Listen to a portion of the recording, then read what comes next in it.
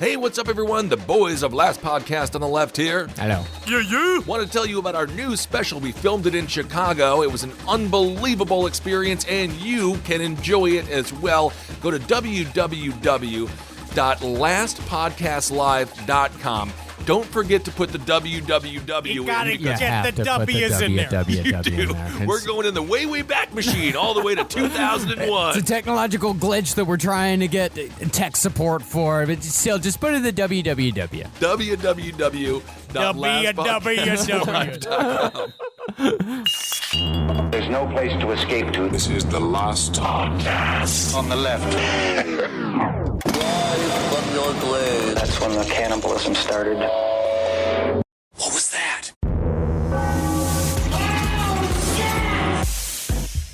Before we begin, 2019, new year, man. Oh, yeah. Gotta warm up. And this is a tale from up north, so I have to do a little bit of a Canadian warm up. Okay. Just to slide into this. Have some poutine, get into it. That's do the it like poutine that. noise. Really? Ew, right. What you gotta do there? What you gotta do there is, Very good. Gotta put my runners on to go get a 2-4. Gotta get my runners on to go and get a 2-4.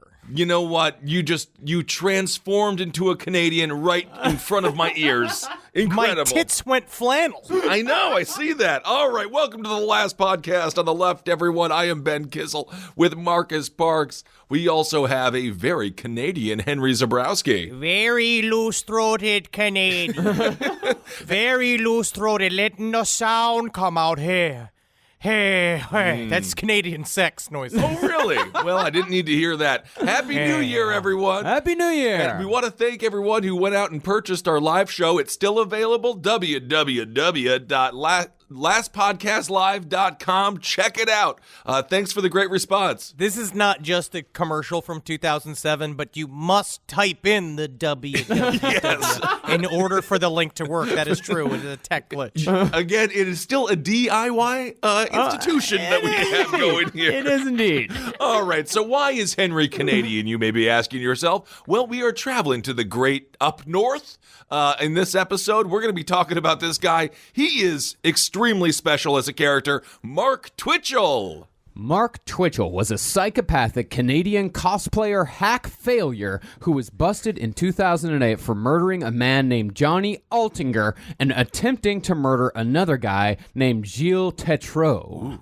The only reason why I specifically mentioned that Mark Twitchell was a cosplayer is because that is at the heart of what Twitchell eventually became. See, Twitchell was actually pretty talented at cosplaying, although he usually went from the more popular characters like Darth Maul and Wolverine and Bumblebee. Okay. Seriously, he did all of the road work of cosplay. It was like he made people call him Logan. That was like his nickname for himself. And you can say, because I don't know much about the inner world of cosplayers, right, but I am certain that people have a bit of ire towards the hack cosplayers that only do the big names, and it's not like, I'm Nino from Captain Tintofor, where with his pitchfork, and he has like devil wings and like big tits. Well, I know this as a fact. One of my favorite bartenders and friend of over there at Carmine's Pizza in Brooklyn, he cosplays as Deadshot.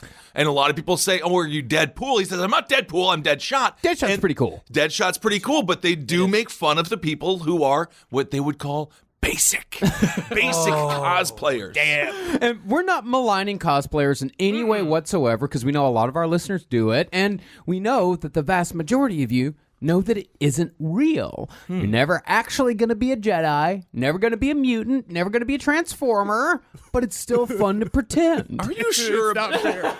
Yeah. We were at Comic-Con in San Diego, and I think some people were just dressed, not even up. I think they were just like, now finally, 2 days out of the year, I don't get maligned for dressing like whatever. I don't even know who these people are. Well, it's just because the more obscure, the better, because then you really know your shit. But I have met people that do cry knowing the knowledge that they were not born with a tail. Yeah. Like, I know it's like an emotional thing. Oh. Yeah. But Mark Twitchell couldn't ever really accept that he was never going to be any of those things. See, Twitchell was your classic empty mask psychopath, but he still had the creative urge. But when you got that creative urge, but no empathy or emotion, everything you do is going to be hack and cliche. So, instead of creating anything that was truly his own, Mark Twitchell just copied what other people did, even beyond cosplaying. From making Star Wars fan films to directly ripping off the Ricky Gervais HBO show Extras in a terrible feature called Day Players. Yeah, buddy. He was a filmmaker. All right, so he's a filmmaker, he's an artist, he's a cosplayer. I don't think we've ever had a serial killer who has these sort of attributes, right? Ed Gein was very creative. Did we forget? Well, I mean, honestly, Ed Gein, if the internet was around during Ed Gein's era, his Etsy would be huge. Very haunted. But Twitchell's only consequential ripoff was of a show that he became obsessed with only in the year leading up to his attempted and successful respective murders. And this is why Twitchell is famous and why you may know his name. And even though we know Twitchell was going to murder someone, whether he saw this show or not, Twitchell's show was Dexter. Damn you, Dexter! The only other people who said that are the people who had pilots in contention up against Dexter at Showtime. That's the only people who ever mentioned that show with that much passion. I do. The thing about Dexter, that was sort of before the true crime wave came. I think he was on the, kind of the beginning of it. But the thing that aggravated me was always everyone's like, he kills, but for a reason. I'm like, he's still a serial killer. We know. That's the thing. Yeah, for those of you who don't know, like Dexter was a completely fine show with 2 pretty good seasons about a serial killer who's also a cop who takes out his serial killing urges on criminals who fall through the cracks of the criminal justice system. And John Lithgow, he had a great run as a villain in the series. Oh. Really scary. Yeah, because that was like season 4 when it kind of got some life back into it, I think. I'm not sure what the year John Lithgow was on. I'm looking it up. Dexter. Season 4. It was season 4. Yeah, there's that. So suddenly, with this obsession, Mark Twitchell didn't need to have real adamantium claws or Jedi mind control powers to place himself within a fantasy that he had no part in creating. He could do it by being one of the laziest, least creative things in the world. A killer. Oh, I thought you were going to say Hollywood producer. No, buddy. He tried to make a movie, and he saw how hard that was. He tried to make 2 movies, and they got so hard that he decided to flip to becoming something easier, which was a serial killer. But the thing was, when he decided to do that, he didn't have the courage or the wherewithal to copy Dexter completely. Because, I mean, this guy wasn't going to be hunting down criminals and capturing them. As he did with everything else in his life, he cut corners, and he cut a pretty damn big one on this one. Instead of stalking, catching, and killing criminals like Dexter, Twitchell preyed on lonely single men living in his hometown of Edmonton, Canada, using a fake online dating profile. So basically he preyed, if he's preying on the lonely men of Edmonton, he's preying on every man in Edmonton, basically, right? Yes. It's if John from Garfield was real. Oh, and there was no cats around. But since Mark Twitchell was an unoriginal idiot who just thinks he's a brilliant mastermind, he got caught on his first murder almost immediately, just 7 days after he did the deed. And part of the reason why he got caught was because he wrote a full confession on his laptop detailing the entire murder and the disposal of the body, as well as the attempted murder that came before. I'm going to say that part of the reason why we're doing this episode is because I think that this is maybe the biggest loser we've documented on our entire show. Yeah. Really? There's something about this guy that reeks of just no medium talent. That's the word that keeps coming. When Bill Murray screamed and Chevy Chase called him a medium talent, and that's how they got into a fist fight.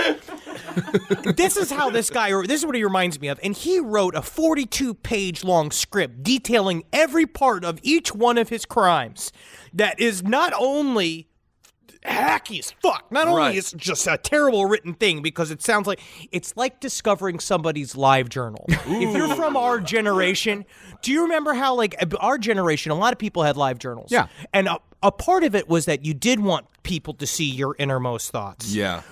but not really. Like, you kind of was like, my thoughts are out there, but you didn't really want anybody to see them because if they do read them, they are highly fucking embarrassing. Right. This document called the SK Confessions, serial killer confessions, called SK Confessions, was like a serial killer's live journal. It may as well have had like weeaboo pictures in it, like little anime things in it, being like, oh, too real for me, like all that kind of bullshit. I don't know. Yeah. Maybe it could have been a good Tumblr. Yeah, a good Tumblr page. I mean, this is live journal through and through because you got to remember all this happened in like 2008. We're pretty current with this story here. Fairly current with this story, but it was long enough ago where the internet was just starting to become available to regular people. And people still thought it was mildly private. Yes. All right, just quick question. Douchebags, we've covered a lot of them. Biggest ones, we got Twitchell, Elliot Rodgers. Who's worse, Elliot Rodgers or Twitchell? Quick nerd, true crime nerdy question. I'm going to say Rodger. Yeah, I'm going to say Rodger? I'm going to say Elliot Rodger. Yeah. I'd say yes. He is obviously a much more even dangerous piece of shit simply because he killed more people. Right. Where the reason why I ended up putting Mark Twitchell in more of the bigger loser categories because he couldn't even do the killing part right. Okay, all right, it's settled.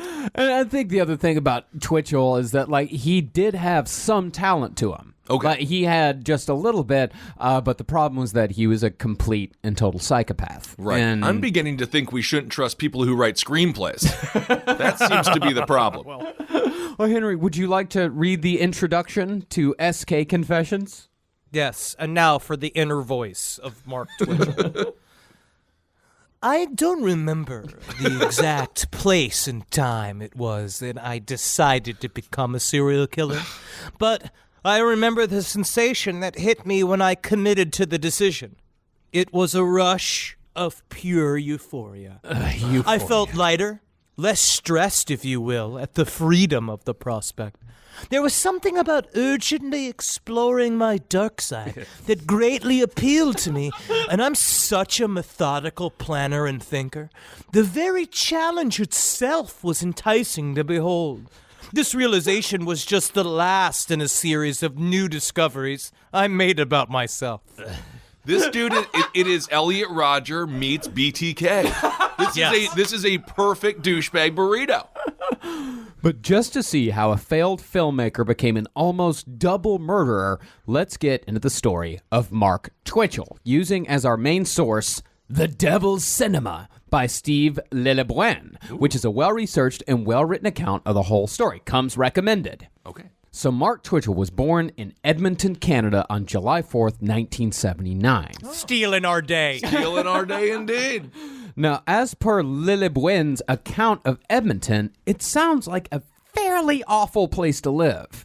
In fact, it's commonly known in Canada as Deadmonton. Yes, it's also like they lived in a place called, I think it was like Will's Nor, and they called it Kills More. I'm like, all right, we like the verbal puns. See, Edmonton is an oil town, and as we know, oil towns are almost always rife with crime due to the fact that there's a lot of people with a lot of money and not a whole lot of good ideas on how to spend it. Mm-hmm. Do you think it's also got something to do with the fact that oil is slippery? Could be, yeah. Now, around the time of the murder of Johnny Altinger, Edmonton was actually the most violent city in Canada, with 39 murders marking the year 2005. Oh, my 39 murders. That's, come on, by American standards. For them it is. For them it's quite a bit. Peaceful city in America. Well, I mean, that's still in a town of 700,000. So 39 murders, that's going to get noticed. 39 murders. Come Their happens people in Des Moines on a Sunday. Kissel, their people are bigger. So it's like it's 78 murders. And you know, we don't have a lot to brag about, but I'm just going to say we have more murders than that. We do. In Poughkeepsie. Actually, in the book, the author did say, like, now, I know that doesn't sound like a whole lot to you Americans. Well, we here in Canada, that's a lot. Good Lord. Now, another reason why it's called Deadmonton is that it's pretty much the furthest north you can go in Canada before you start hitting the wastelands. Now, there certainly are towns past Edmonton, but there are places like Grimshaw, Paddle Prairie, and Grumbler. And I'll tell you what, Grumbler is famous for being overrun with moose burglars. They're like cat burglars, but they're just big fat guys with Molson's jerseys on, just stuck in basement windows. Oh, no. It sounds like The Undertaker named all these towns. What is happening? But really, Twitchell, I mean, he could have been from pretty much anywhere in North America. I mean, from the outside, he seemed like just a run-of-the-mill suburban nerd who was super into video games, comic books, Star Wars, and cosplaying. But on the inside, Twitchell was a born psychopath. He had no trauma in his childhood to speak of, and he came from a loving home, with his parents even going so far as to pay to have his freakishly protruding ears pinned back when he was a kid. Oh, come on. You know, kids should always be treated like a Weimaraner. Yeah. Can you just pin the ears back? What do you do to that? I don't know how that works. So he's into cosplay, video games, comics. So basically, the name of his book is How Not to Meet a Woman. Yeah. Perfect. Well, That's great. nowadays, that shit done change. No, that's because true. Comic-Con's where you go to meet a cool woman. Back in the day, though, they didn't know that. Yeah. And That's it did very make you isolated. Yeah. And yeah. I'm not making fun of no Comic-Coners in this house. We love our Comic-Con people here. Well, Twitchell grew up to be pretty much just like a normal-looking, average white guy, not fat, not skinny, maybe a little piggish in the face. You know what he's got that I don't like? He's got big legs. He's got big thighs. Oh, okay. There's something about dudes who got the wrestling bottom half, you know what I mean? With the big butt attached to big legs. I don't trust them. No, you can't. Great for cow tipping, though. But internally, Twitchell had one of the actual medical tells of a psychopath. Mark Twitchell was born without a sense of smell. Whoa. And while not everyone with a poor sense of smell is a psychopath, a 2011 study found that many psychopaths are afflicted with this condition. Really? Oh. They think it's because psychopaths tend to have less frontal lobe activity. Frontal lobe being the area of the brain that's associated with impulse control and acting within society's norms. And that's also where the sense of smell is located. Interesting. Whoa. Of course, Frontal Lobe, the sister of Lisa Loeb, a fantastic That is singer. funny. Thank you. That is funny, 2019. Thank you. It is really good. You really re-upped with the jokes. Oh, yeah. Do you think he becomes like Daredevil? Or since he doesn't have a sense of smell, everything else is heightened? He can feel the future. Yeah, could be. But Twitchell had other psychopathic tendencies besides just the smell thing. He was a pathological liar, he stole money from his mother, and he was arrested twice for shoplifting from grocery stores. Well, you know. But Mark Twitchell considered himself to be a genius. I think this is where the psychopath shit starts coming on. He had definitely a superiority complex as a very little kid. Yeah. But the pathological lying is something, because I'm not going to say I was as a boy, but I told a lot of stories. And sometimes it's what leads you to be a storyteller. Technically, up until this point, he's just getting all the tool sets he needs to be a filmmaker. Right. No, you also wanted to be a priest. So you had a lot of problems as a child. I was too horny. Yeah, that was it. So he stole from grocery stores. Yeah, he's What are shoplifting you from stealing grocery stores. But what do you shoplift from a grocery store? A pineapple? What are you talking about, Kissel? cereal? What do you You steal never from did that? No, not from a grocery store. Yeah, You steal from when you I steal was- from Hot Topic. You steal from cool places. You get a shirt. You get a belt thing. No. When I was my poorest, I used to get a grocery cart and drive around. You get a couple of dry goods. You eat them as you go. And then you leave them back in the cart. And then sometimes if you're a big fat kid and your parents are being like, no, we're not getting you another Mars bar, Mark. And you're like, well, Mother, we'll see what my fingers do. And it was like, you could see him getting a Mars bar and be like, another deed, another dollar. And he opens it up and like smears chocolate all over his face like he's eating a log of shit. All right. I don't know where you hid all the stuff in your man purse, perhaps. Oh, and Twitchell had a new idea. He attributed it to what he called his internal creative genius. Oh, God. Which is a term he used so often, he abbreviated it to ICG. Always with the fucking acronyms. But of course, ICG was always just a spin on someone else's idea. The biggest well being, without a doubt, Star Wars. Okay. And in particular, despite being adult when they came out, because I can get this if you were a kid when these movies came out. Right. Mark Twitchell was obsessed with the prequels. Oh, no. Went and saw each one in the theaters, all three of them. Phantom Menace, Attack of the Clones, Uh-oh. Revenge of the Sith. Was it Revenge of the Sith? That was the third one. I don't know. Yeah, I think it was Revolt of the Sarths. Yeah, something like that. Yeah. He went at least half a dozen times. I think the last one was Sith. You're being mean to me. You're being mean to me. You know, people at Comic-Con are very nice. The only time they will ever get violent, and everyone will kick your ass if you dress as Jar Jar Binks, you will get pummeled like a gang beating. But he viewed Jar Jar Binks as like a role model. Wow. He loved the prequels. He would talk about, like, he said that he would go and cry in the prequels, being like, this is the story George Lucas was meant to tell. This is the story of humankind. Yeah. That, to me, is marker number one. Yeah. Those are the stories that... Those stories happened because George Lucas got divorced to the woman who really came up with a lot of the Star Wars ideas, and then she didn't help him on the prequels, and that's what that looks like. Yeah, I mean, his biggest love out of all the characters in the prequels, Mark Twitchell, loved Anakin Skywalker. By far the worst character in all of the prequels. Mannequin Anakin. Yeah, Mannequin Anakin. Yeah, Anakin. Yeah. Yeah, Mark, he'd even go on theforce.net, which was like, actually, full disclosure, force.net, pretty sweet-ass Star Wars message board. I used to go on it all the time when I was a kid. I loved it. Absolutely.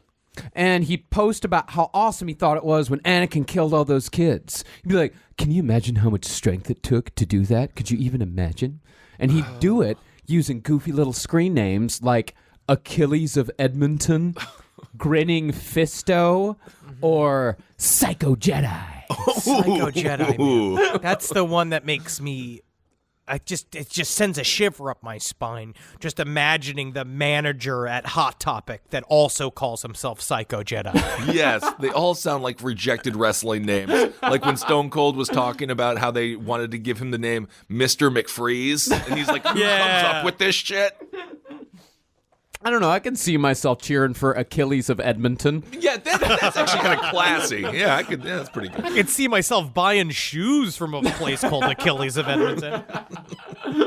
Yeah, Twitchell was so into Star Wars, he even got a vanity license plate that just said DRK Jedi, Dark Jedi. He meant for it to say Dark Jedi, but you know what it stands for? Dork Jedi. Oh, I like that. But the thing that got Twitchell going most was actually making movies. Movies being a term that I use very loosely here. Okay. Starting from a young age, Twitchell and a couple of friends worked on a project that they called The Video. Video is mostly just parodies. Actually, one of his ideas I kind of like. He did a Judge Dredd parody called Judge Fred, and it featured Fred Flintstone as Judge Dredd. Honestly, So you mean to tell me he was Mad TV at the same time as Mad TV, and I'm pretty certain that he may have stolen that from Mad TV because it was on TV at the time. No, that's the single greatest idea I've ever heard. And also, Judge Fred. what's fucked up is that the mask he created for Judge Fred is eerily similar to the mask he uses to kill his victim a couple of years later. Ooh.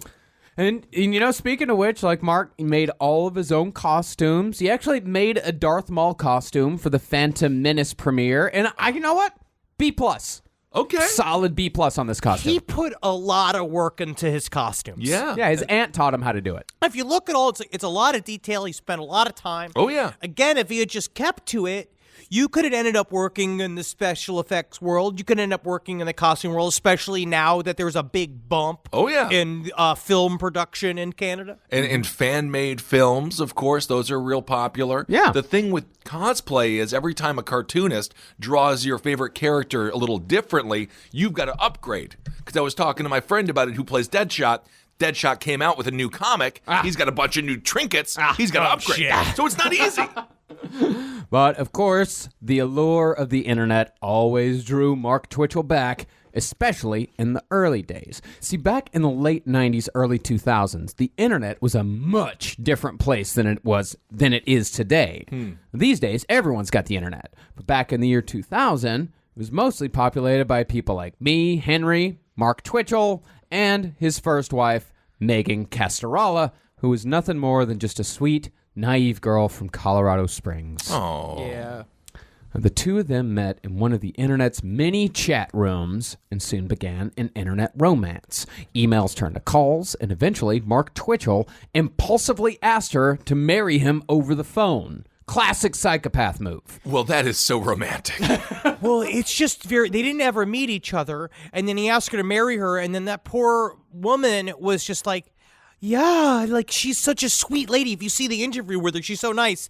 And then he just, like, shows up like, I'm a Mac Daddy from Canada who's about to lay that dick down so deep your whole life's going to be shattered. And then it turned out that dick didn't go that deep. Oh, my goodness. Yeah, she said yes. She boarded a flight to Canada 2 months later and married Mark Twitchell on January 4th, 2001. And she had only been married to this near stranger for 3 days when Mark asked her a question. As they were laying in bed one day, Mark asked her, without prompting, if she ever thought about killing a person. And Megan later said that she was suddenly very aware that she was in a strange country sitting in a bed with a man she barely knew. So she said, sure, but she'd never actually do it. But Mark immediately said that he'd very much thought about killing someone and had thought about finding a homeless person and just killing him because no one would ever miss him. Just to see what killing a guy felt like. That's interesting. You know, that's one of those questions if you're in a relationship, you know it's not really directed towards you.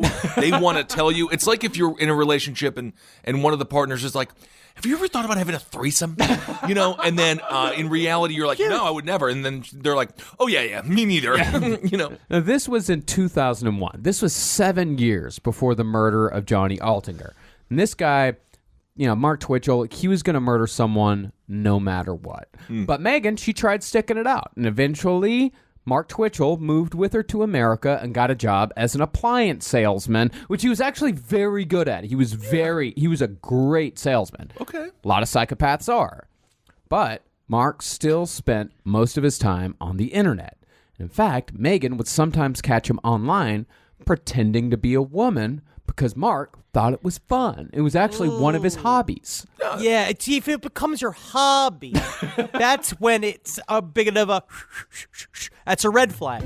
If you've been listening to this show, you've heard me talk about FrameBridge. They make it super easy and affordable to frame your favorite things, from art prints and posters to the travel photos sitting on your phone. Here's how it works. Just go to framebridge.com and upload a photo, or they'll send you packaging to safely mail in your physical pieces. Preview your item online in any frame style, choose your favorite, or get free recommendations from their talented designers. The expert team at FrameBridge will custom frame your item and deliver your finished piece directly to your door, ready to hang. Instead of the hundreds you'd pay at a framing store, their prices start at $39 and all shipping is free. Plus, our listeners will get 15% off their first order at FrameBridge when they use our code LEFT. Man, we were so excited to partner with FrameBridge. We get so many cool photos, fan art, bones, and all that kind of stuff sent from you guys, and we wanted to display them all. FrameBridge made it so easy for us to frame everything, from pictures of UFOs to a handful of dirt from a graveyard. So no matter what you want to frame, from mementos to posters to pictures straight from your Instagram, FrameBridge is the way to go. Get started today. Frame your photos or send the perfect gift for weddings, birthdays, and special events. Go to framebridge.com and use the promo code LEFT. You'll save an additional 15% off your first order. Just go to framebridge.com, promo code LEFT. Framebridge.com, promo code LEFT. So the two lived together in Peoria, Illinois for 4 years, but the marriage fell apart one weekend when Mark left Megan at home and went to cosplayer's paradise, Dragon Con. I tell you what, man, and to this day, Dragon Con is where you go to get freaky with some nerds. Yeah. That is just wall-to-wall Spider-Man butter up in that fucking house, dude. Well, it sounds like a great time. Yeah, Dragon Con's awesome. I went a year before, me and Carolina went like a year before last, I think. Really? It was fucking great. Yeah, it's down in Atlanta. It's an awesome little Comic-Con. And it's where cosplayers go to show off. So Okay. you like see the best cosplaying at Dragon Con. Cool. And what happens at Dragon Con comes back with you in a bag. It's rough. I mean, it's merch. It's a lot of merch. Yeah. A lot of merch. And Mark, yeah, I bought my ocarina there. No kidding, Marcus. Whoa. What? I don't know what the hell that sentence meant, but thank you for sharing. And Mark Twitchell, like so many others before and after, cheated on his wife that weekend in Atlanta. With a dragon? Why is your cock all burned? I got a blowjob from a dragon. Honestly, that's half the stories of Dragon Con, because you know the dragons got big old titties. That's why you're doing it. And as soon as Mark Twitchell got back, he told his wife what he'd done without an ounce of guilt, and she divorced him soon after. See, at least you fucking got a clean slate to get the fuck out of there. Yeah. And that's not the only run-in that Mark Twitchell had at a Comic-Con. While searching for various things on a place called documentingreality.com, I found a man who only goes with the name of Ricky, who talks about an encounter that he had with Mark Twitchell at a Comic-Con. This piece of shit tried to befriend me because I was carrying around 2 lightsabers from New Year's Edmonton. I saw his license plate saying Dark Jedi, and I knew he was going to be a bad apple, like a guy on a Harley. He made a point to grab the same Spider-Man stickers I was grabbing at the dollar store in City Center Mall. I ignored him and went my way because I don't need stalkers. He followed me home, and I hoped you wouldn't come inside so I could get him on video cameras. I don't like stalkers. Then after a while, he just dropped me and disappeared. I kept looking over my shoulder for this filth. Later, I read how he wanted to leave the Spider-Man plastic bag so as to frame someone, and that's someone being me, Ricky. Oh, my. 2 lightsabers. Ricky is a pretty cool cat. Oh, and Spider-Man stickers, you say that's what they were fighting over? Yep. You know what was on Mark Twitchell's laptop? What? Spider-Man stickers. Seriously? Whoa. This is crazy. But Twitchell, his 4 years in America were not totally wasted. When he returned to Edmonton, he had an idea for a movie. Now, I couldn't find anything about the actual plot, but as soon as Twitchell got back, he started working on a feature-length fan film called Star Wars: Secrets of the Rebellion. Ooh, Now, okay. as lame as it sounds, when you look at the footage of it, I saw some footage of it in the various documentaries about Mark Twitchell, you see that they actually had some pretty good, high-quality costumes in that. Great And they had a costumes. full-on green screen studio. He was really hustling on that horrible movie. The thing with fan films is you're not legally allowed to make any money off of them. Yeah. Otherwise, they lay the Thor's hammer down on you. So I don't really... Mjolnir. Yep. You want to be careful. Yeah, and we're saying, we're not saying there's anything wrong with fan films or cosplaying or anything like that. And to give credit to Twitchell, I mean, he spent 2 years on this, and he spent $60,000 of his own money on this. And he even created his own company to do this whole thing. What it was was that called? Express Entertainment. That's X Press. Express. Why do you have a black couch in the waiting room? Well, that's where we do a lot of filming as well. We rent that out to a company. This is it's more of an audition place where girls that seem to arrive here from Wichita or even as far as Magunka, they may be 18 and new to the film industry, and I just want to make sure that they get off on the right foot. Yeah, Twitchell, I mean, he even got the guy who played Boba Fett to do a cameo. Hey, got Jeremy Bullock in there. Now, why do you... Hold on a second. Do you need the guy who did Boba Fett?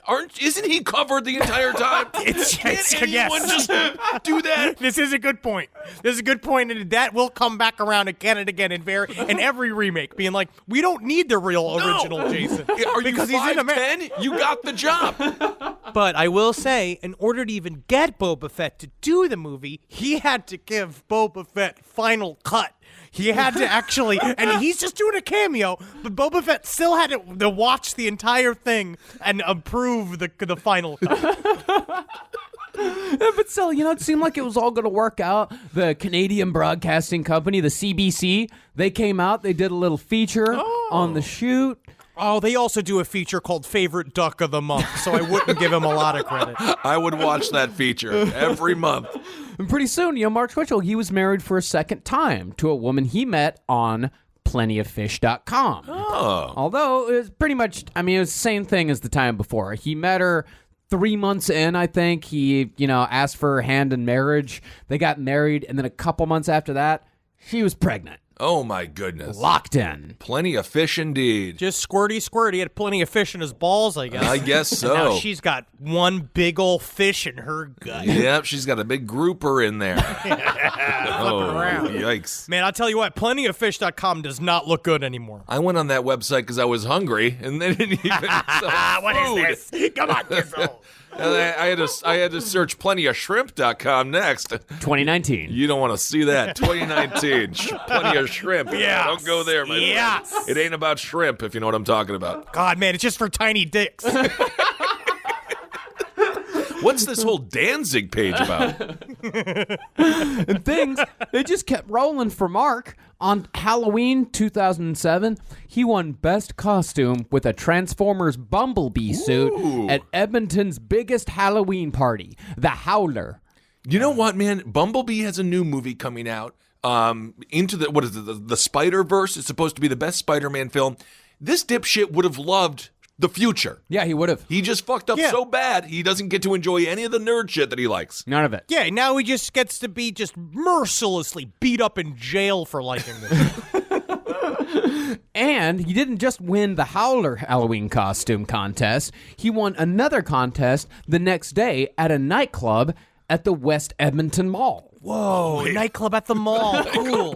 Hey, but I mean, before you judge, it's the biggest mall in North America, all right? Wait. No, Mall of America is. Nope, I looked it up. The West Edmonton Mall actually beats it. Does it have a frickin' Dick's Last Resort? Does it have a Hooters? Does Mall of America have a nightclub? Oh, you can dance anywhere. Well, anything can turn into a nightclub if you're there at night and you're drinking. Exactly. But despite all of this, 1 year exactly after that night at the West Edmonton Mall, Mark Twitchell would be under arrest for first-degree murder. So what happened? Well, there's a couple of factors at work here. In the fall of 2007, everything just kind of stalled in Mark Twitchell's life. Shooting on Secrets of the Rebellion had ended that summer, but the whole thing had been done on a green screen. So he needed a huge team of special effects people to finish it for him because he had no idea how to do 3D rendering. But that's tough to do, to be fair. It's very difficult. I don't know how to do it. And whoever volunteered, this is the only catch, they were going to have to do all of this work completely for free. Woohoo! Yep. Now, you got to, as a young, struggling filmmaker, because I know we have people like that who listen to the show, and I try to make a movie back in the day. We've tried to make projects before. Oh, yeah. But when you on your own time, it's really, really difficult. And a part of it is that Mark Twitchell just thought that he was such a genius and that people were attracted to him so much, is that it wasn't just that he was out of money. It was the way that he sold Secrets of the Rebellion to the people that he attracted to, like the PAs that he became like kind of his little go-boys for free, that he kind of wore out their welcome with them. He then kind of pushed this movie onto a guy that's like, you have an idea how difficult it is to find somebody just to edit a 7-minute sketch my for God, free? yeah. Never mind an hour and a half of digital rendering, where it was all digital rendering. If you see the stills, he didn't have sets. No. They were all just standing on green screens. 40% of the movie was supposed to be digital rendering. And then that's a he lot. expected it all to be done for free, and he kind of acted as if it was a foregone conclusion. That all of these people are going to jump to my aid because I'm a genius, because I've already continued this lie. Because when he got CBC to come look at his bullshit and do the little bit on him, he was like, you see, I'm going someplace now, and the next movie, all of this is going to do is just build up for my next movie where I'm going to get some real Hollywood actors, and he's spinning this lie, hoping it's going to turn into a truth, and it doesn't. Right. And for the artists out there, we worked for free for 5 years doing the pods.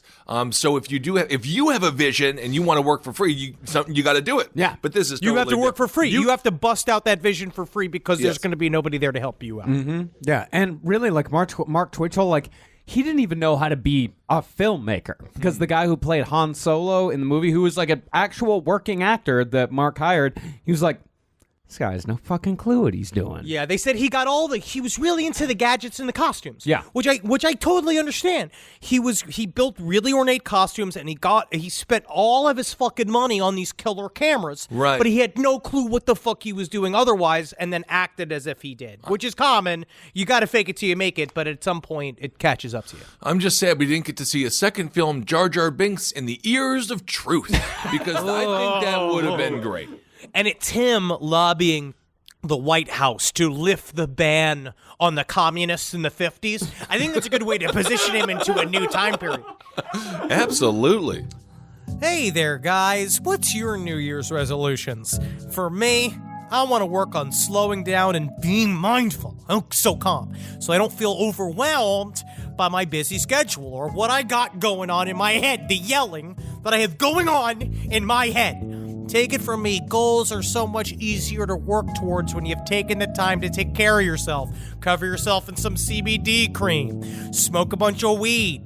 I ate a loaf of pig head meat the other day at a restaurant, just for me, #for me. That's why I'm so excited to partner with Calm, the #1 app to help you meditate, sleep, and relax. Practices like meditation and prioritizing sleep can leave you feeling more rested so you can have the energy to go out and strangle your enemies.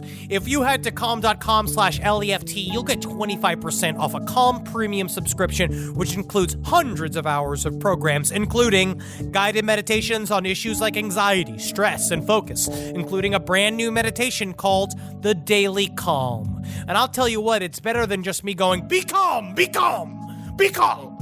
I love the Daily Calm. It's really helped me work on making daily meditation a habit. Calm also offers sleep stories. They're bedtime stories for adults designed to help you relax before you doze off. Don't listen to them while you drive. Head to the lavender fields of France with Stephen Fry, or explore New Zealand with Jerome Flynn from Game of Thrones. Or hear me describe what my feet look like slowly over time. Or I don't know, they'd be called sleep stories, because I imagine some of you will be rigid awake.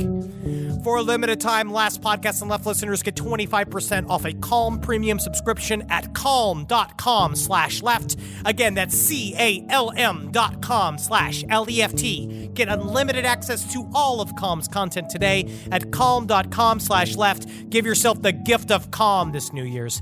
Seriously, it might change your life. It is idiotic to blame a television show for inspiring a murder, because we all know that people like Mark Twitchell are eventually going to kill someone no matter what media they consume. Yeah, they'll find a way or a reason. Yeah, they'll always find a reason. But in 2007, just as everything was stalling with the Star Wars project, and just as the glow from the Night of the Bumblebee had faded, Mark Twitchell was introduced by a friend to Dexter.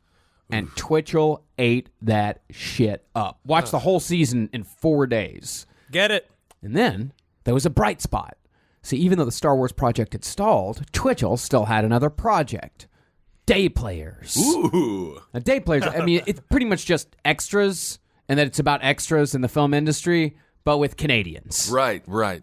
We actually have a short clip of the god-awful trailer that was uploaded by and co-starred Mark Twitchell about 10 years ago. And we're going to play this in its entirety on our Adult Swim stream on Tuesday. All right, we're excited to be back every Tuesday, 8 p.m. Eastern Standard Time, adultswim.com/stream. Nice plug, Kissel, with the plug. Plugging it.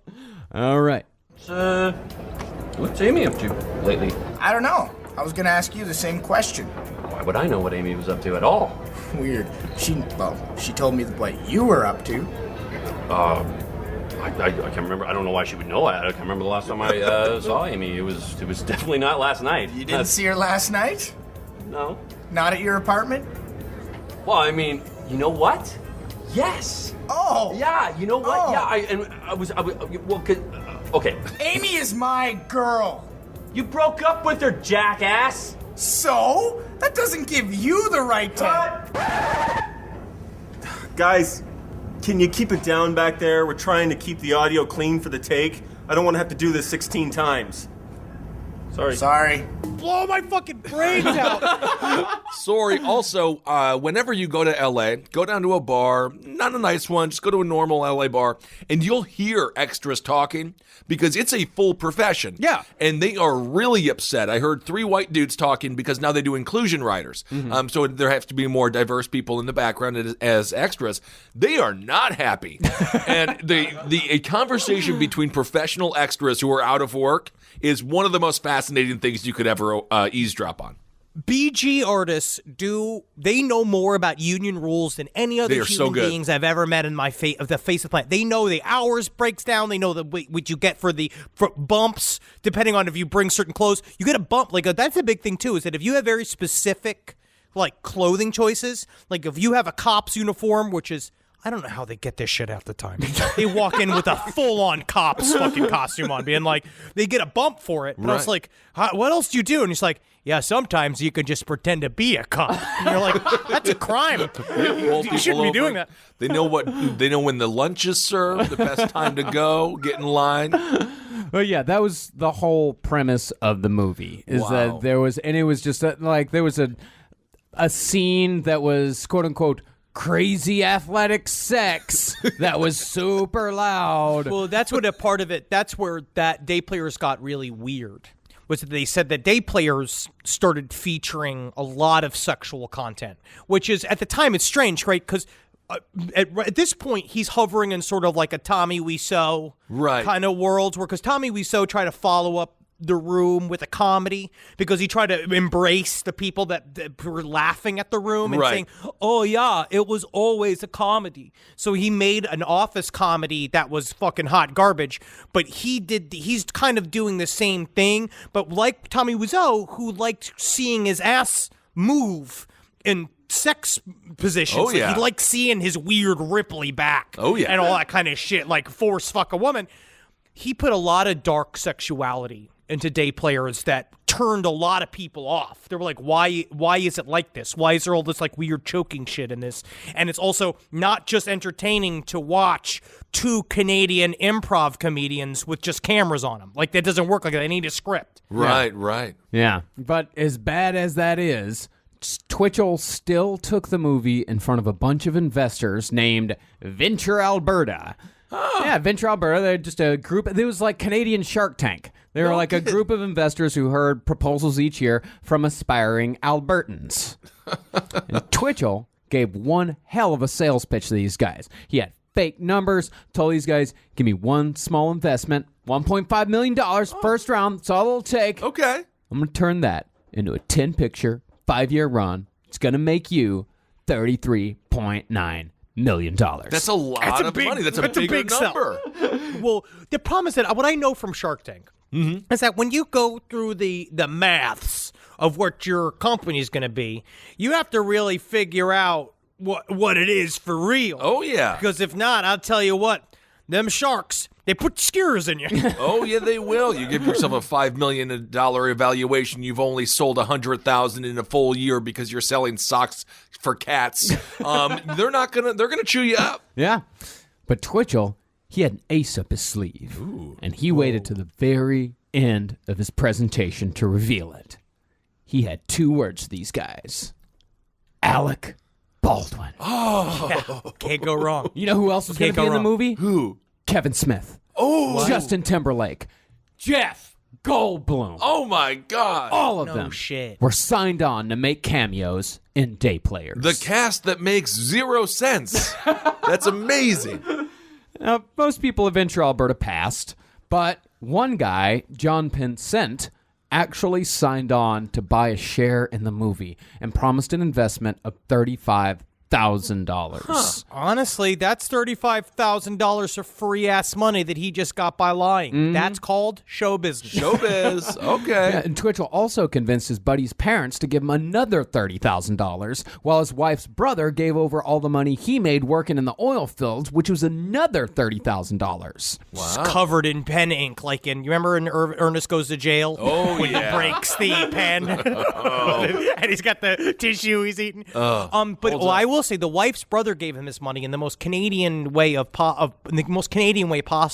Where he's like, "All right, I'll give you this money, but you're gonna write in a document that is written down that this money is to be held in trust, so that it has to be used for the movie and nothing else." Right. And Mark is like, "Absolutely, there's no way for me to spend this money if it's put in trust.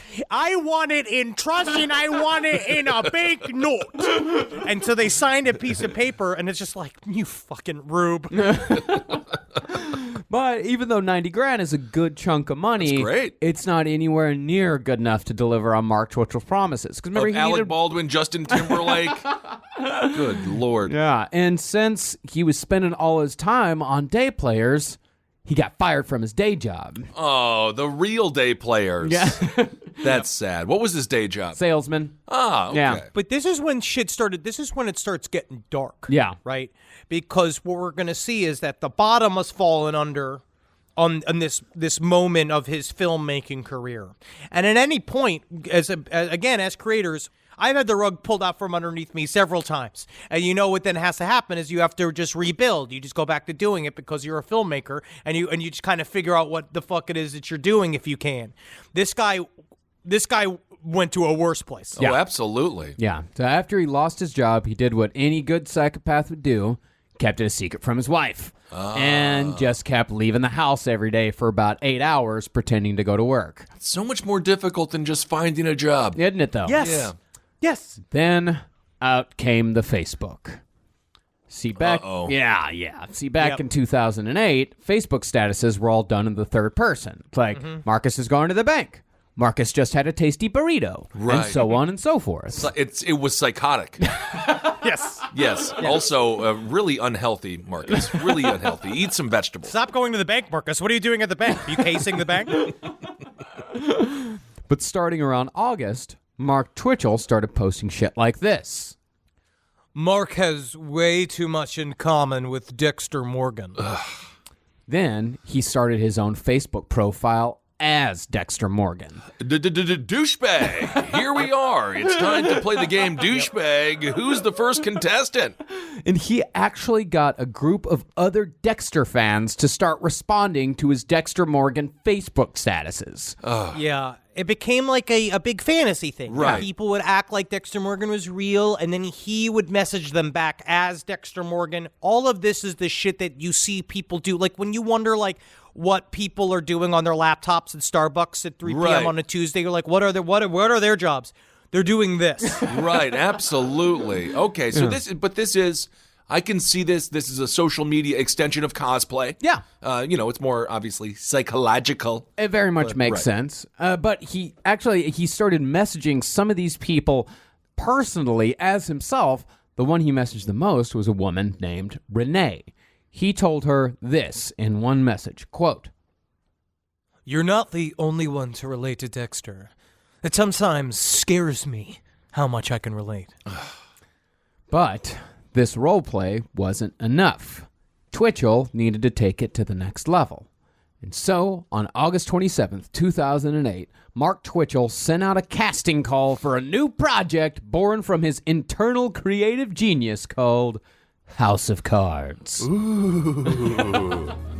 Hey guys, today's episode is brought to you by Article. Article is a furniture company that makes beautifully designed, well-made, Scandinavian-inspired modern furniture. You need a new lounge and chair for your apartment? Go to Article. Their designs are beautiful. Really elevates the apartment to an adult lives here type of status. You'll be super impressed by the quality and how comfy all of it is. We here at Last Podcast Network, we actually got some Article furniture. We got a brand new desk to record all of our podcasts. And man, this thing is solid. And I love that Article is an online-only furniture company. There's no showrooms, no salespeople, just savings. By getting rid of the layers of traditional retail, Article is able to keep prices low and quality high. No matter how many items you order, every order is shipped at a flat rate of $49, and in-stock items could be expected in just 2 weeks or less. Worried about assembly? No problem. Article has options for in-room delivery and assembly assistance. And Article boasts the best customer service in the biz with a 30-day return policy.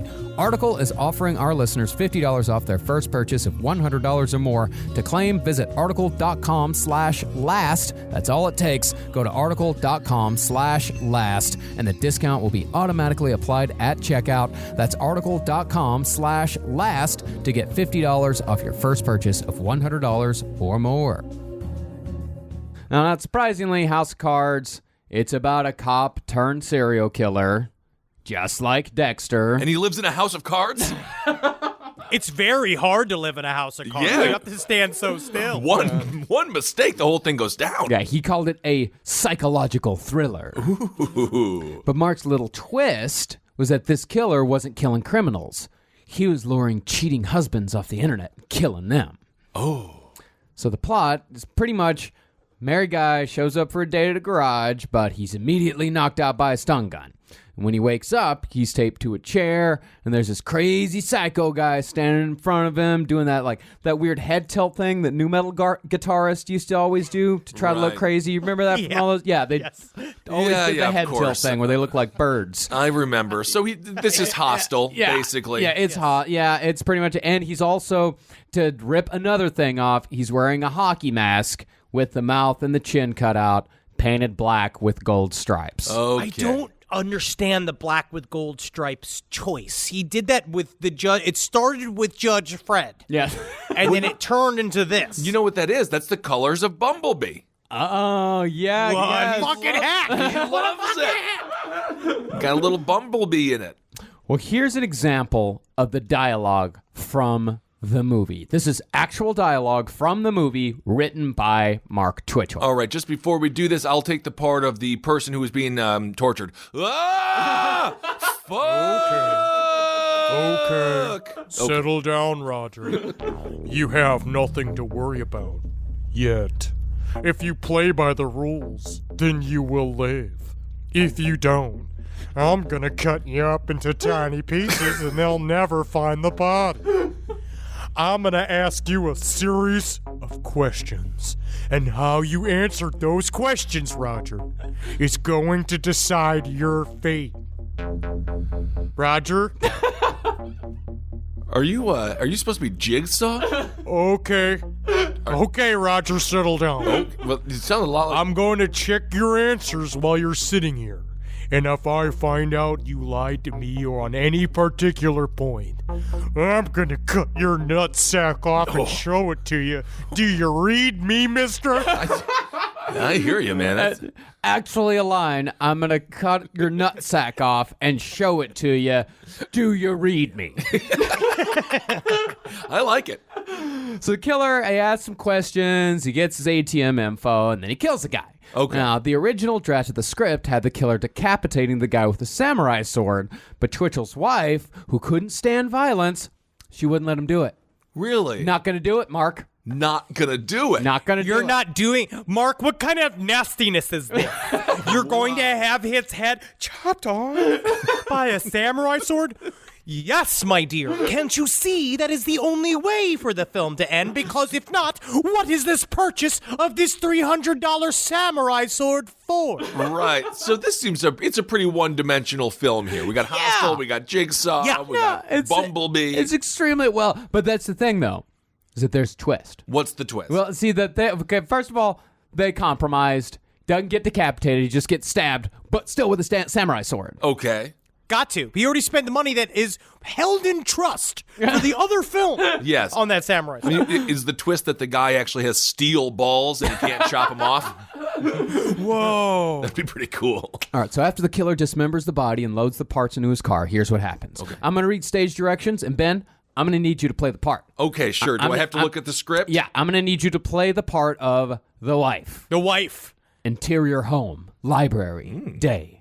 A writer leans back from staring intensely at his laptop screen and puts his hands behind his head, taking a deep sigh in relief that he's just finished something solid. He closes Microsoft Word, and a website showing the inside workings of a female profile on a cheater's dating site is the last thing to shut down. Whoa. He closes the laptop, and the shell displays superhero stickers on it in a distinctive pattern. He puts it into his carrying case and leans over to close a duffel bag containing gloves, a stun gun, and a black mouthless hockey mask with yellow streaks on it.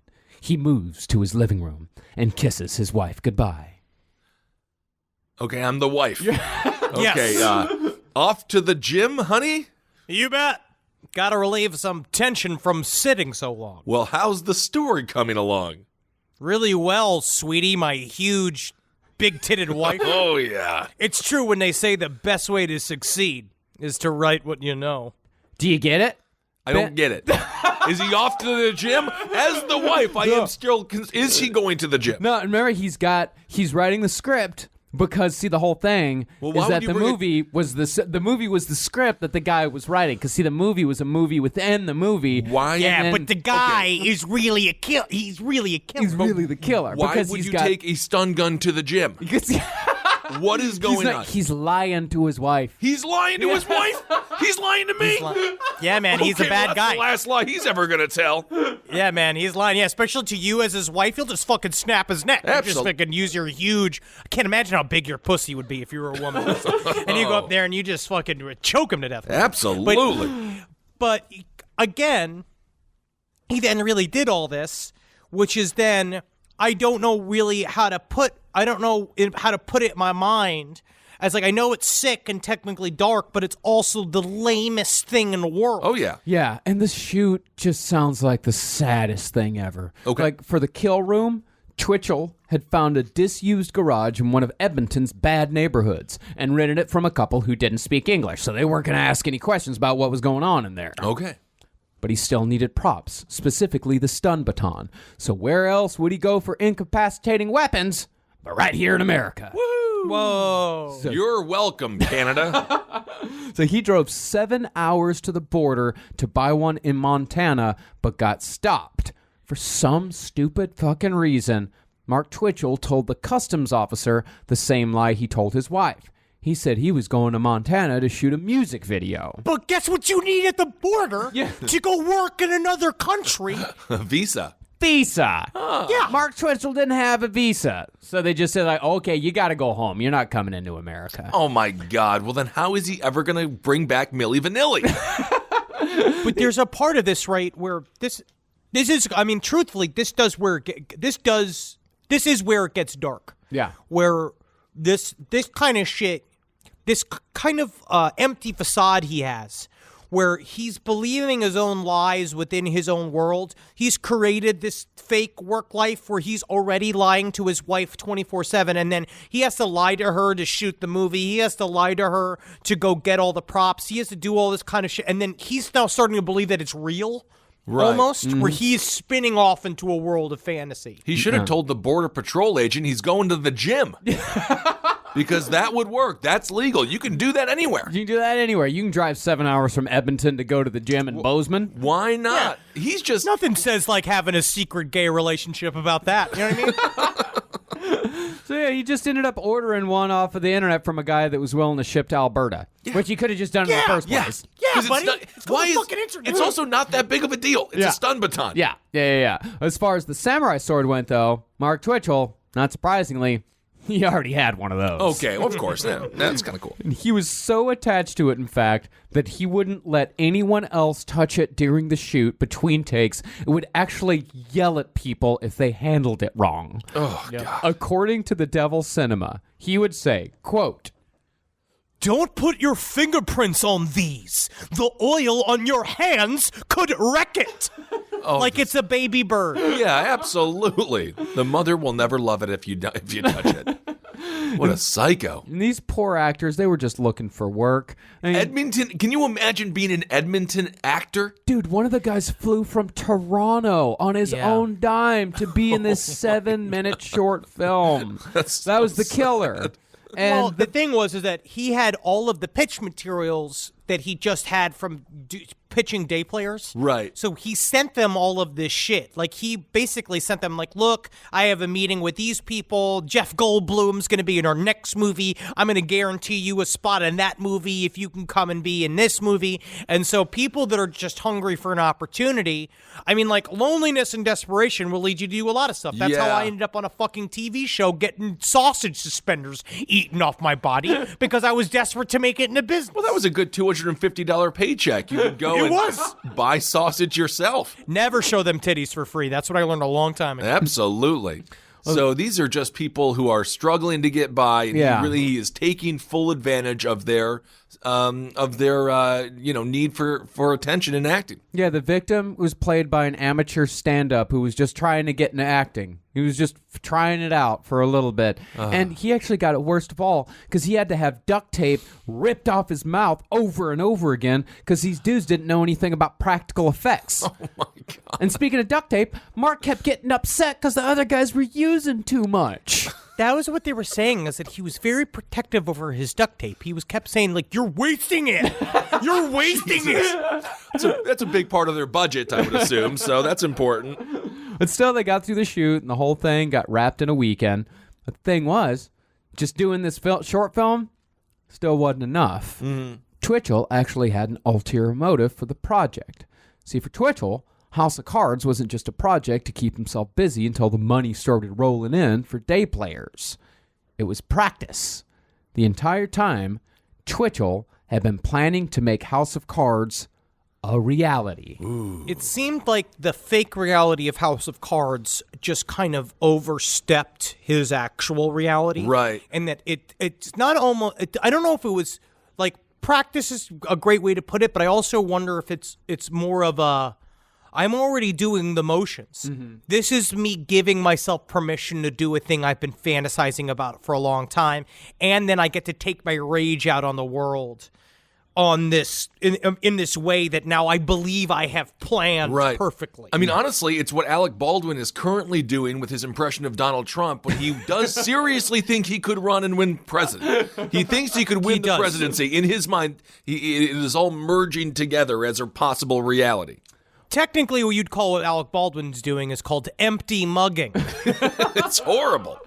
Well, less than a week after wrapping the House of Cards shoot, Mark Twitchell actually went through with it.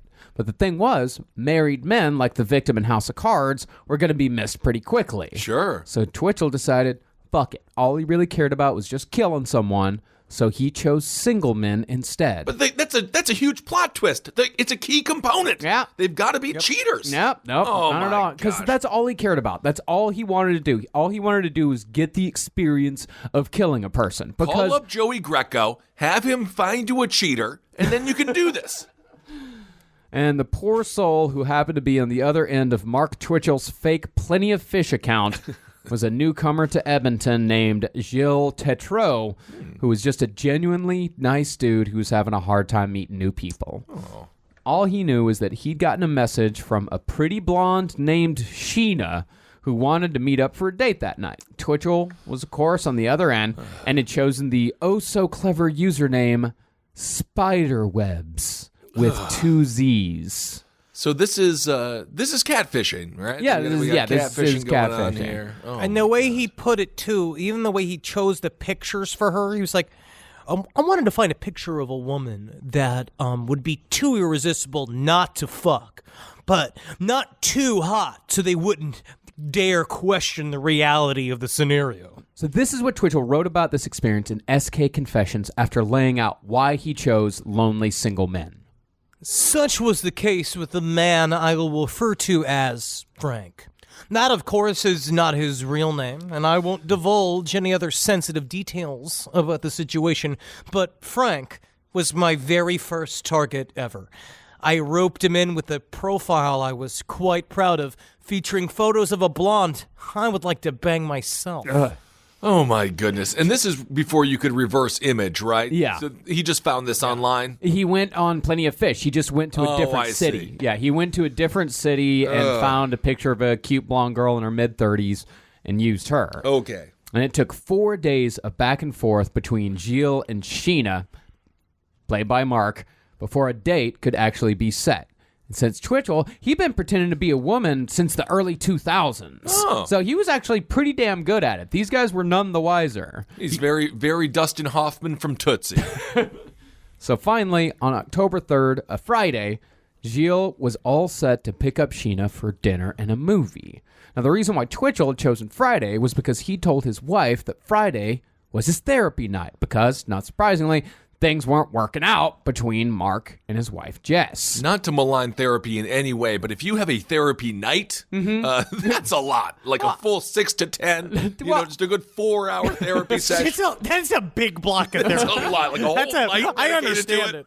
Well, see, Mark had found that upon the birth of his daughter, he still felt nothing.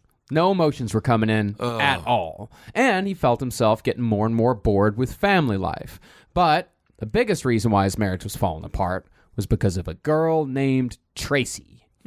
Tracy was Mark Twitchell's college girlfriend, and the relationship had ended badly. But over the last year, while his wife was pregnant, Mark had reconnected with Tracy, and the two had since made out a couple of times. It's kind of interesting. Well, you very rarely see this anywhere. That somebody wants to punish the perpetrators of a crime in a fictitious piece of movie, or maybe with like laws or something, of a thing that they are guilty of themselves. It's just weird about how, like, sometimes when someone's so anti one specific thing that they end up being the thing itself. It's strange. That's right. Canadian tongue hugging. That's what they were doing. Not good. Not what you want. But Mark, he confessed to his wife and also threw in that he had, and he also threw in he had no empathy or sympathy toward anyone in the entire world, by the way. What was that last part, Mark? What was that last sociopathy part? So I thought, I mean, they had a newborn, She was determined to make it work, so she told him that if he stopped seeing Tracy and went to therapy, she'd give him another chance. He said yes to both conditions, but didn't do either. Kept seeing Tracy, and instead of going to therapy, Twitchell decided he's going to make Friday night his weekly murder night, starting on October 3rd. Now, Gilles Tetreault fully admits that he should have been suspicious when Sheena wouldn't give him a street address or phone number and instead told him that he should drive down a back alley and park outside an old garage and walk through the garage to get to the back door. Yeah, Sheena's never there. Sheena is never having you meet in a back alley. I just promise you that. Never go. Never do this shit. But they never do this. If they don't give you an exact address, if they don't give a phone number, do not go. Can I read a little bit of the message that Sheena sent him? Yeah. Just so you could see? So a little bit of this message from Sheena, it's like both really convoluted, but he does sort of like nail a woman's voice a little bit, right? So it starts with, okay, Friday. If you're coming from the north on Grote, get on Calgary Trail when you get to the south side and jump on White Mud. Then go south on 50th Street, take a right on 40th Avenue, and after a block or two, take the very first right into the alley. It's marked by a yellow crosswalk sign, so pay attention. Then go left and pull into the only driveway on your left that isn't paved. LOL. Seriously, who ever heard of a driveway that looks like the Amazon? Whatever, it won't swallow your car, I promise. There's some garbage up against the fence, like an old couch and such, but it might be gone by Friday. Who knows? Like I said, the garage door will be open for you a touch, so don't worry about neighbors thinking you're a burglar. Everyone knows there's nothing valuable in there, except my car, of course. Oi. See you then, Sheena. Grote and White Mud are the garbage pail kids naming these frickin' streets. So they're in Dedmonton, and the streets are Grote and White Mud. White Mud. How is Seattle the suicide capital? This is the saddest town I've ever heard. I mean, you know what, Matt? I kind of get it. I mean, I know what it's like. I'm sure, a lot of you out there know what it's like. There's a lot you'll brush off when you're new in town and you're lonely. Of course. I'm just totally, saying. I mean, that was a part of it, because when I was reading a lot about the victim, I do feel bad in terms of like being a lonely dude out there. And it's like a part of the reason why I react to it is because I was that guy. Yeah. There was a period in time in my life where it's like if a hot chick I met online told me to do certain shit, I probably would have ended up doing it in a way, because I was kind of, especially in the new days, in the beginning of online dating, right, when I met an ex-con woman at the very beginning of Match.com when they would do the free weekends, and she was like, I'm out of jail soon, we should fuck. And I was just like, okay, cool. Well, that's I don't know what I was doing. I think you met on prisonsmooch.com. Yeah, to play on Prison Hooch. And of course, that is also why if you search Henry Zabrowski, at some point they will be leaked. A lot of smiley faces right around his butthole. And those are going to be sort of images on there. So that's scary. So, after getting the invitation, Gilles got in his car and headed off to the same garage where Mark Twitchell had just wrapped House of Cards days earlier. This is crazy. Yeah. Meanwhile, Twitchell, he'd been spending all day preparing. He'd soundproofed the walls, he'd covered every inch of the garage in plastic sheeting, just like Dexter did, and he even had a little dissecting table that had been made for the House of Cards shoot. Hey, honey, it looks like the neighbor is starting a podcast. Should we just call the police now or wait until we're really annoyed? No, we'll wait till he starts yelling in there, and then I'll go over there with a shovel and I'll beat him to death. Okay, sounds good. And as Gilles was on his way, Mark logged into fucking Facebook on his Dexter Morgan profile and entered a status. This is what he wrote. Dexter is patiently waiting for his next play date, buddy. And in response, one of his followers wrote, Do this well, Dex, and it could be really, really cool. Man, Facebook has not changed. No, it hasn't. It's got to go away. Oh, my God. We talk about this on Top Hat this week. Mark Zuckerberg was considered to be the Democratic nominee for the primary. Can you imagine Mark Zuckerberg as president? Oh, my God. What a psycho. Smoke these meats. Smoke these meats. Smoke these meats. So at about 7 p.m., Gilles pulled his truck up to the garage, crouched under the half-open door, and walked through the dark to get to the other side. But before he could get there, out jumped Twitchell, wearing his stupid House of Cards hockey mask and holding his stun baton. Twitchell is not that big of a guy. No, not really. This must have been kind of comical. Well, he asked for the other guy to be small, too. He asked, because that's the one fucking thing about dating apps, is that they know he got all his fucking measurements. Right, okay. So he knows how big he is. So Twitchell pressed the trigger and made a really impressive, arc of blue electricity shoot out of the end. But when he stuck it to Gilles' chest, it didn't do anything. And Gilles himself later said it was more annoying than painful. It was like, stop it. Stop it. Okay. But what neither of them knew was that stun batons, or at least the kind that Twitchell had ordered, didn't work that way. It's not just a bzz and they fall to the ground. It's not a taser, because there's no actual pain involved. What a stun baton actually does is pump 800,000 volts of electricity into the body. But it's not voltage that paralyzes a person and sends them to the ground shaken. They don't use volts in the electric chair. They use watts. Ooh. What? Oh,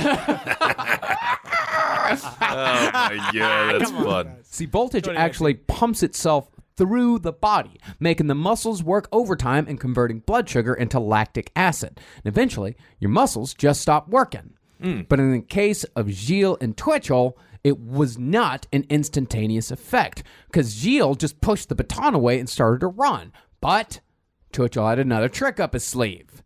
He had a gun. Ooh. But gun wasn't real. It was just a movie prop that he'd rented from a production house. Okay. But Gilles, he didn't know that, so he did what he was told and he got on the ground. But after Twitchell put tape over Gilles' eyes, something just kind of switched in Gilles' brain. He said, I am not going out.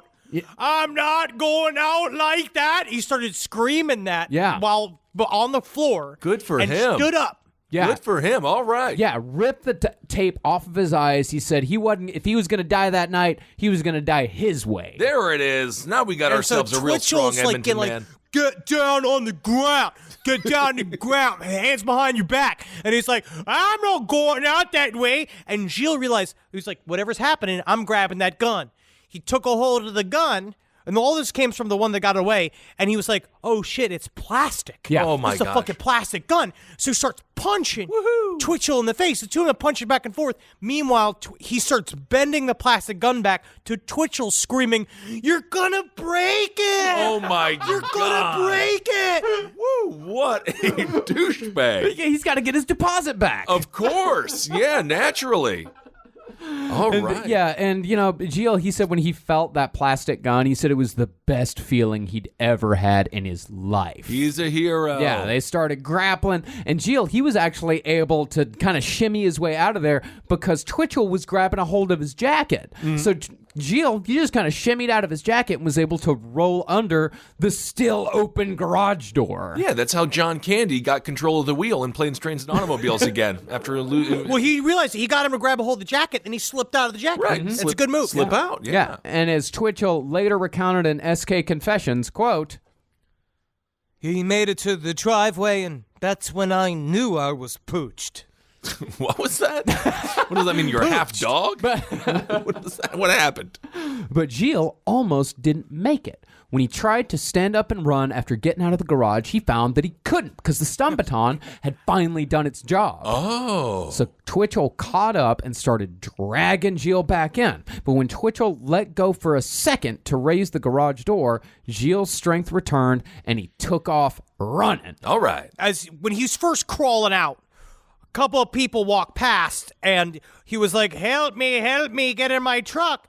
And the woman of the couple, which I found is interesting, wouldn't let the man come forward to help him because she's like, we can't get involved. But the bit was Twitchell, when he saw the couple, and he's in a fucking mask and a hoodie with a fake gun in his hands, and he freezes, and he goes, all right, quit playing now. This is my best friend, and we're having a bit of a romp around time. Come on, buddy, get up. He tried to pretend like they were just friends having, like, gay garage night. I guess so. Okay. Yeah, and the thing is that, like, as soon as Twitchell came out and started going like, oh, hey, friend, the couple fucking bolted. But so not a hero duo. Not a hero duo because they thought that Gilles and Twitchell were in cahoots. And the whole thing was a ruse to rob them. I might just say this, overthinking it. Overthinking it a little bit. It, yeah. But when they ran, so did Twitchell. So Gilles was able to get up, dust himself off, and make his way back to his truck. Oh, my goodness. Oh, yeah, man. And when he got back to the garage, he said that he could still see Twitchell's feet under the open door pacing back and forth. But still, Gilles managed to get in his vehicle, start the engine, and escape. Okay. But instead of going to the police, Gilles, horribly embarrassed about the whole situation, which is totally understandable, went home and passed out from the adrenaline crash. And when he woke up and checked his plentyoffish.com account, Sheena was gone. That's so sad. It's so heartbreaking. You want to go, you're thinking you're finding it, because that's what he said to himself, is that when he found her profile, he's like, yeah, a lot of people said that, it was maybe dumb what I did, but I said to myself, you got to give love a chance. You got to give love a chance in a public setting where there's folks around for your first meeting. Maybe you have an exit. Maybe you do lunch instead of dinner, so that you can get out because you got stuff to do at 5, Go out to lunch. Sure. There's absolutely nothing wrong with internet relationships, things starting on the internet. You guys are cross, but you got to Skype. Yeah. Do a Skype. You got to see the voice attached to a face, and you have to be like, no offense here, Sheena, but I'm going to need you to hold up a newspaper. I just need you to hold up a newspaper so I can see what date it is. Right. Yeah. But that's the thing, is that when Gilles checked the account when he first got home, he would have found a message from Mark saying that he was going to hunt him down if he ever talked to the police. But when Twitchell deleted Sheena, deleted all the messages too. Didn't even get the shallow thread. Yeah. Okay. So Gilles never saw it.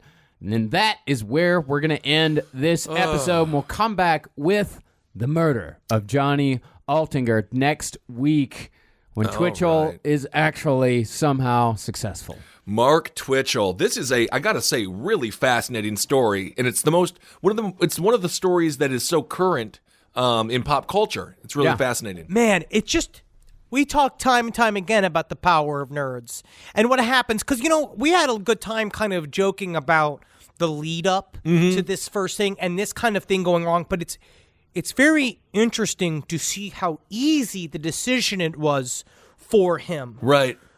To do this, to try to commit murder. Because they were saying, like, when he was writing House of Cards, he said that he researched traits of psychopaths.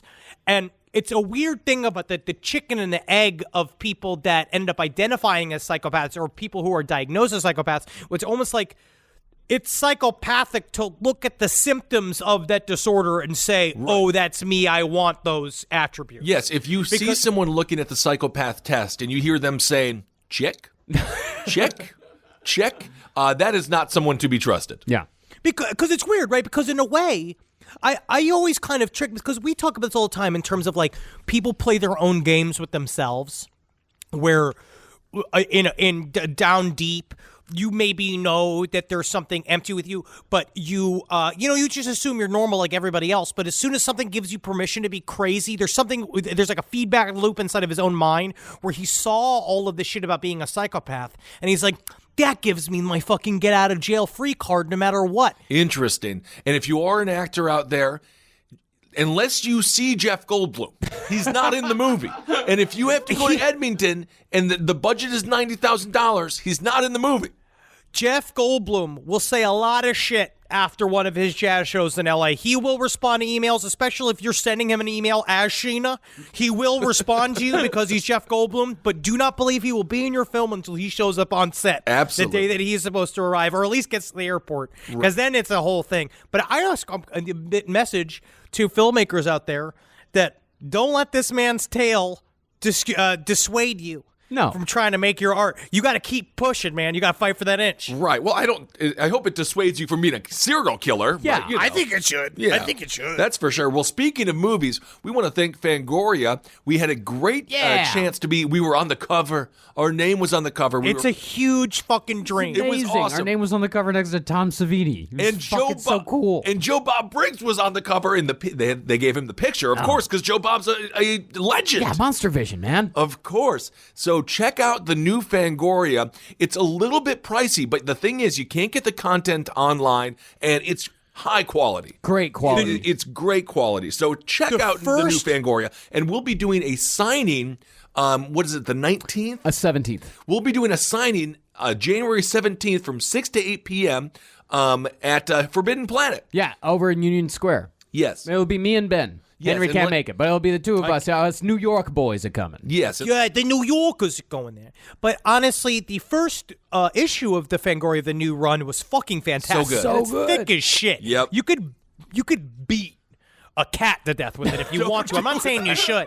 Don't do it. You can also make a nice bed for your turtle. What? I've never seen a turtle. You know how turtles live? But I'll tell you what, this is one of these stories. We're going to be doing a lot more of these more specific true crime stories, I think, in 2019, because we love a good story. Yeah. And I like telling a good story. And we'll give you blood, we'll give you guts, but part of it is good ass dumb shit characters like Mark Twitchell, who I hope is hearing this in jail, and I hope it makes him scowl. Absolutely. I'm sure that he will. The thing that will upset him the most is us criticizing his art. Yeah. Because it's crap. Mm-hmm. And I know people who do great fan fiction films, or YouTube, basically, because you can't profit off of it. Mm-hmm. This guy's a disgrace to the whole community. Yeah, I wonder if he's listening from Saskatchewan prison. Oh. Saskatchewan. Yeah, do you guys remember that video where they put together all of the fan bits? It was all at a bar, and it was like Terminator and Star Wars and all the stuff. It was a huge, like 7 minutes long, it's like a music video. Yeah. That's it. Yeah, it's cool. Yeah. Yep. I want to quickly thank someone sent me a copy of this DVD called Megiddo, the Omega Code 2.